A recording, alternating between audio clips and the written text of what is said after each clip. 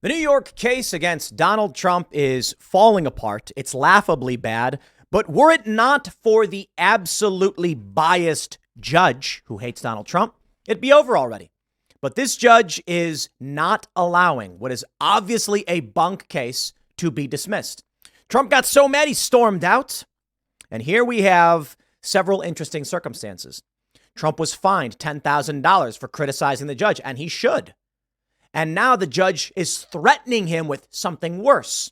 The speculation is that Trump will be jailed in contempt of court. Well, okay. If they want to go that route, they are losing, and they are losing miserably. Take a look at this story from Forbes. Trump ex-fixer Michael Cohen admits to lying under oath and then denies it in testy fraud trial testimony. You see, my friends, there's only so much you can do when you are corrupt and trying to paint a picture, but you need to claim multiple different things over a long period of time. Your fake witnesses fall apart. See, Jenna Ellis, Sidney Powell, some of these other Trump lawyers and personalities pleading guilty, lying. See, they either lied in 2020 or they're lying now. Here's the problem. You get someone like Michael Cohen who works for Trump, and they want him to flip on Trump. So sure enough, Cohen goes in facing charges, flips on Trump and says, I'll say whatever you want. Because, he's a pathetic, spineless loser. And so when he does, the problem is later on, when they need to use a different narrative, you can't use the same witness, but you have to because this was Trump's guy. Simply put, Michael Cohen was asked in 2019, I believe it was 2019. We'll go through, I'll make sure I got the dates right. Did Trump order him to inflate the numbers? And he says, no. Now, because they're trying to get Trump on inflating numbers, they try using Michael Cohen again. And he's like, yes. And they're like, huh? But didn't you say back then? Oh, but I lied back then. So you're admitting to committing perjury. And it's like, okay. Let me slow down and break this down for you because he's denying it. But I think this right now shows it's a big scam.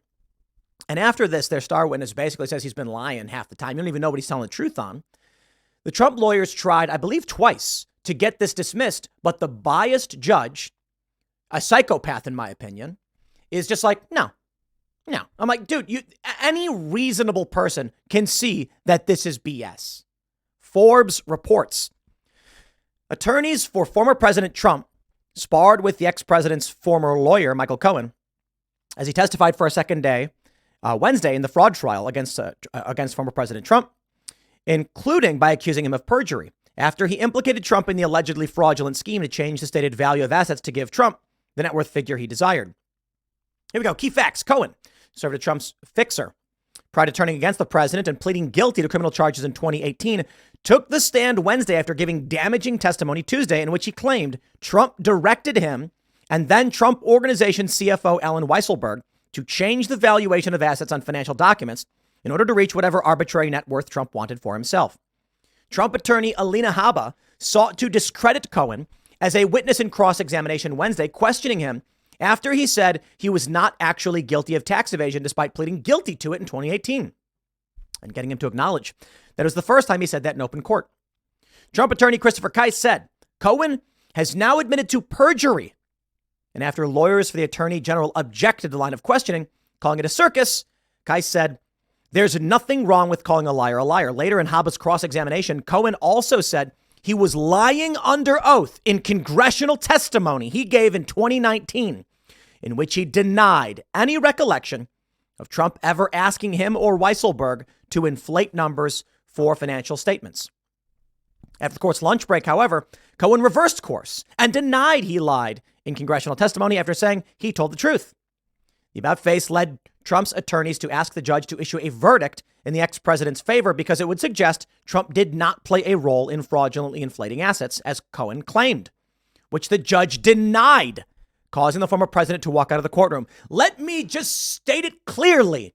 Cohen said Trump did not do this. And they said, okay, judge, can you dismiss this? And the judge said no. Amazing. Absolutely incredible.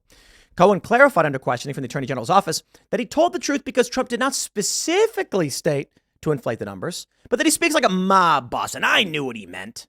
Either way, Cohen has admitted in court Donald Trump never instructed this. Anything else would be Cohen's interpretation of a statement. You know, if Trump said something like, it's too bad we don't have higher numbers on our buildings, then my net worth would be $1 billion plus, and then leaves. And Cohen goes, guys, that's Trump telling us to do it. No, it's not. Unless Trump told you to do it. And Cohen admits he did not. Here we are. I think this just ripped the heart out of the case. Now, the reporting is that Donald Trump storms out of the courtroom. Why? He's been proven innocent. Cohen said he did not say to do it. He said he lied to Congress under oath. And now he's saying, yeah, but Trump's like a mob boss. So what little evidence they actually have is that Trump may have insinuated and then Michael Cohen interpreted. That's it. So why is the judge not dismissing this? Take a look at this. Donald Trump could be talking his way into a jail cell. He could be. The judge has fined Trump $15,000 so far. This is corruption, abject corruption from an evil man. Engoron is not a judge. He is an evil, evil man.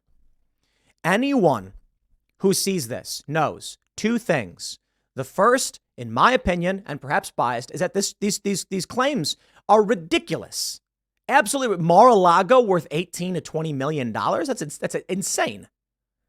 Ocean to lagoon property, beach to beach, in the most expensive real estate market in the country. Nice try, man. But that's what the judge is saying. So first, we can clearly see these charges are ridiculous. Second, what they are doing is ripping this country to shreds, and they enjoy it. Engoron claims that Donald Trump's statements could result in violence against his staff. Dude, anything that happens is the fault of the perpetrator, not a person who spoke negatively or criticized you.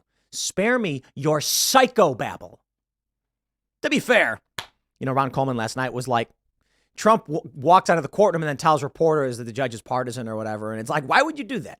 And I'm like, he should do that. Trump should be speaking out and calling this out. It's the only thing he can do.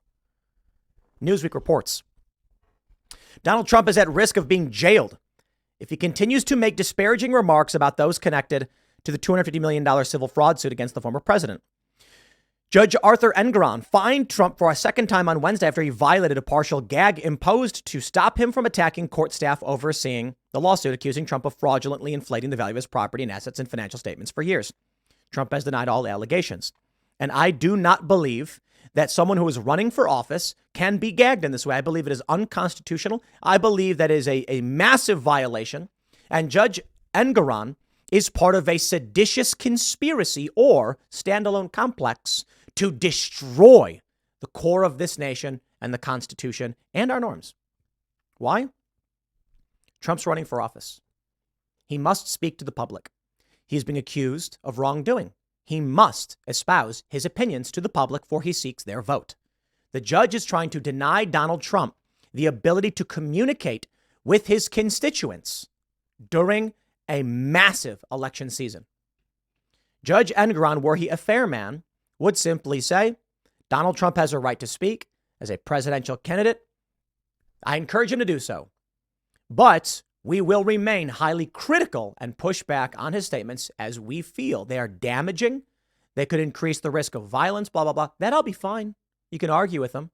Instead, Engoron says, I will drop the hammer on you. On a presidential candidate, the front runner, no less.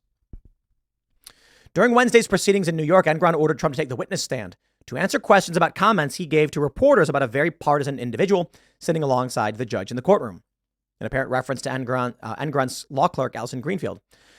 Trump had already been fined because he said the Greenfield was the girlfriend of Chuck Schumer. I think he was trying to be cute, actually, not saying literally. Trump was fined $5,000 on October 20th. Engoron warned at the time that any further transgressions would be far more severe. On Wednesday, the judge ruled that Trump violated his gag order for a second time by publicly attacking Greenfield and fined him $10,000. Once again, he warned Trump he could face even greater punishment. Don't do it again, or it will be worse. Who does this guy think he is? Who does he think he is? Whether the judge will take the unprecedented step of jailing a former president and the front runner for the Republican Party and the front runner in the general right now, polling at the highest numbers. The issuing of a gag order was previously criticized by Trump and his lawyers as an alleged attempt to violate his First Amendment rights. Trump has frequently claimed the proceedings in New York are a politically motivated witch hunt, and he's correct. It's really a new frontier for the legal system, and the legal system is really struggling with how to control this man who has no respect for the rule of law, Jimmy Carroll, a Notre Dame law school professor, told the AP. Trump's legal team has been contacted for comment. While taking the stand Wednesday, Trump said his remarks to reporters that there is a person who is very partisan sitting alongside Engoron, perhaps even more partisan than he is, were about the judge and Michael Cohen, Trump's former lawyer. The idea of the statement would refer to the witness. That doesn't make sense to me, Engoron said, noting that his law clerk, not Cohen, sits behind him on the bench during the trial. So once again, a person who is very partisan sitting alongside Engoron, perhaps more partisan than he. Trump said that was Cohen. Okay. On what ground did the judge? No, he's not saying that. He's talking about me. Fine. It's just absolutely insane. Engoron also noted that Trump and his rhetoric against staff members may result in violence being carried out. And here is the leftists' psychotic nonsense that you criticizing someone puts you at fault for what a psychopath might do. Call the cops if you got a problem. But as we're witnessing this, Donald Trump is posting quite a bit. You see, just this morning, Trump says, the judge in the New York State AG case refuses to accept the overturning of his decisions by the appeals court. This is the first in the history of the state. He has gone crazy in his hatred of Trump. Also, their star witness just admitted his statements were all a big lie. He broke down in court. The radical left judge said he doesn't care.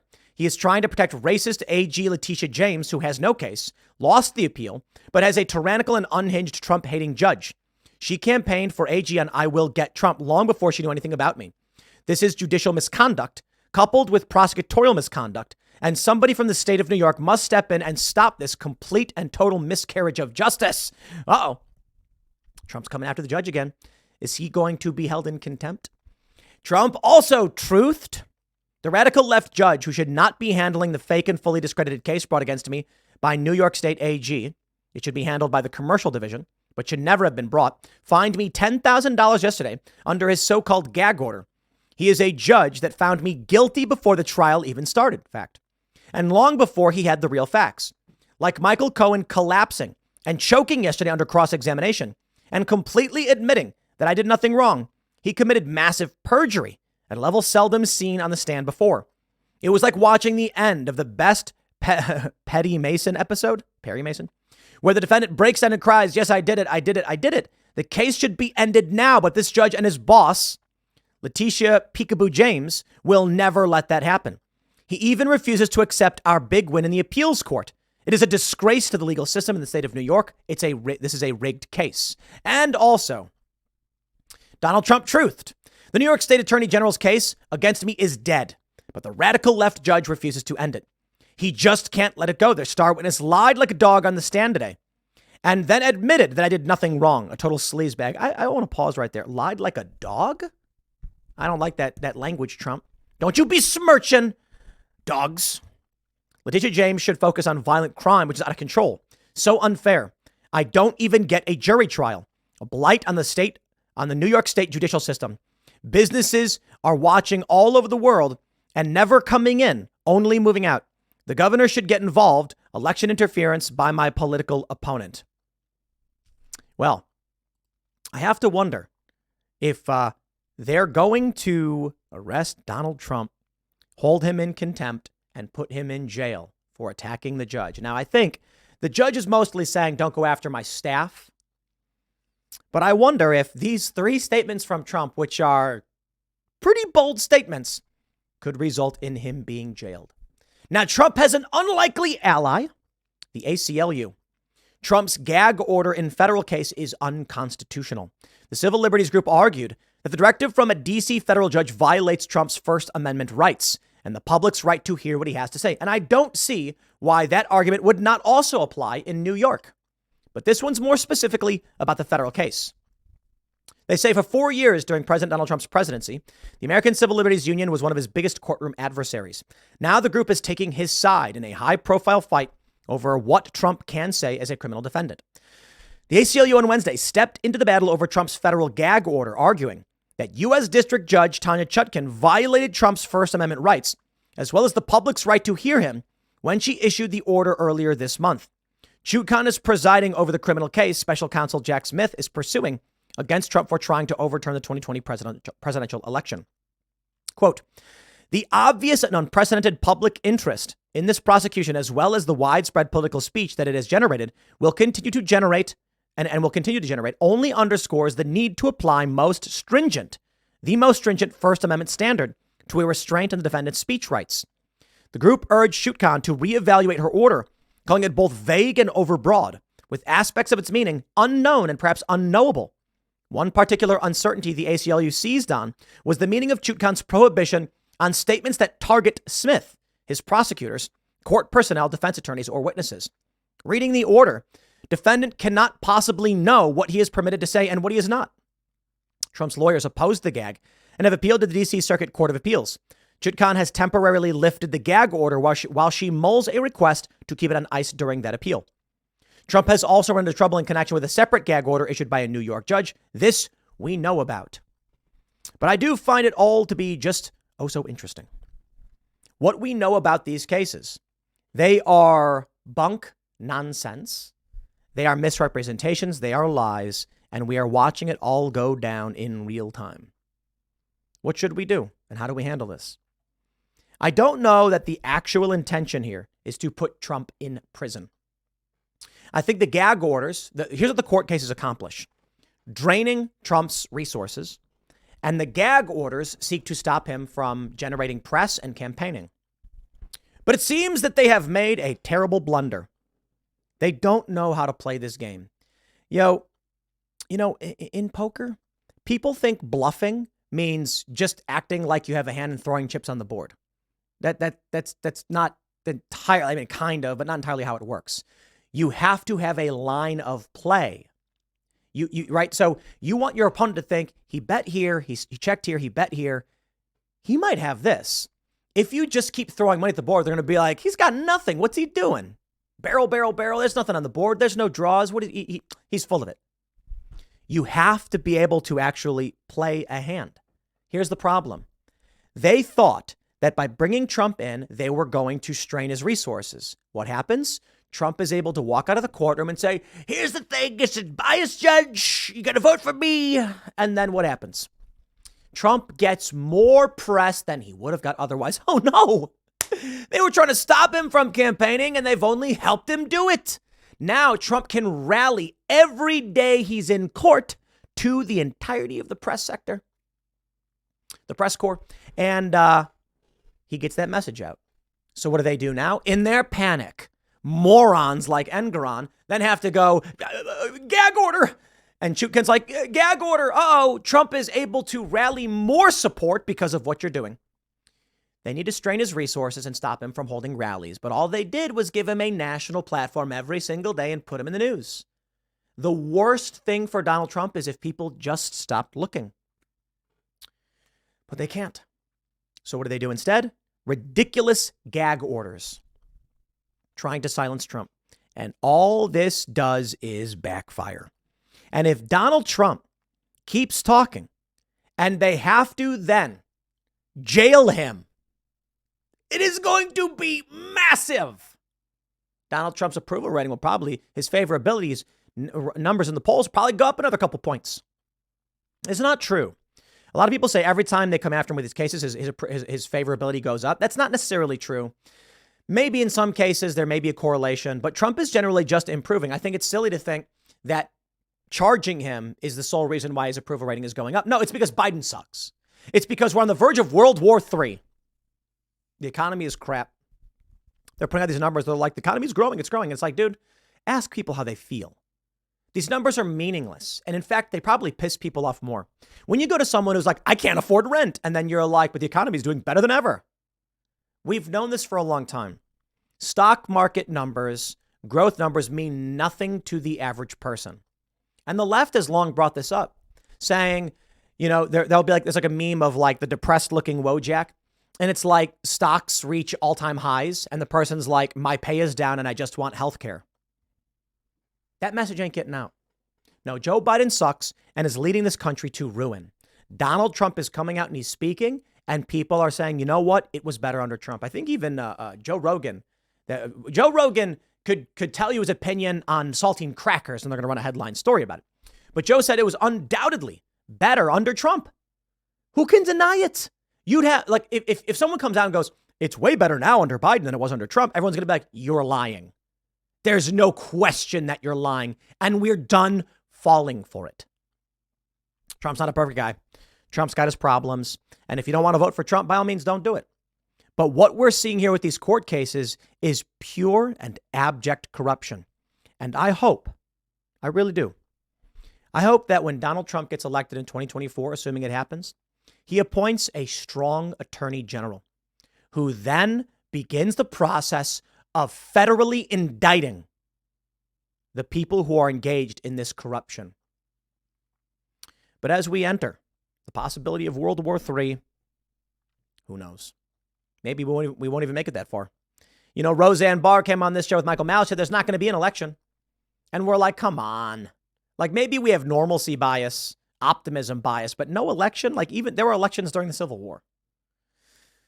But maybe what she meant was, and I asked her, that, yeah, there'll be an election formally, but no one will believe it's a real election. Like Trump will be arrested or something. And then it's just like, Trump's removed from the ballot. Does anyone really think it's like, does North Korea have elections? Well, technically, yes. But we know they're not elections. Or maybe war just gets so intense, it's just in the back of everyone's mind and the system crumbles. We'll see. I'll leave it there. Next segment's coming up at 4 p.m. on this channel. Thanks for hanging out, and I'll see you all then.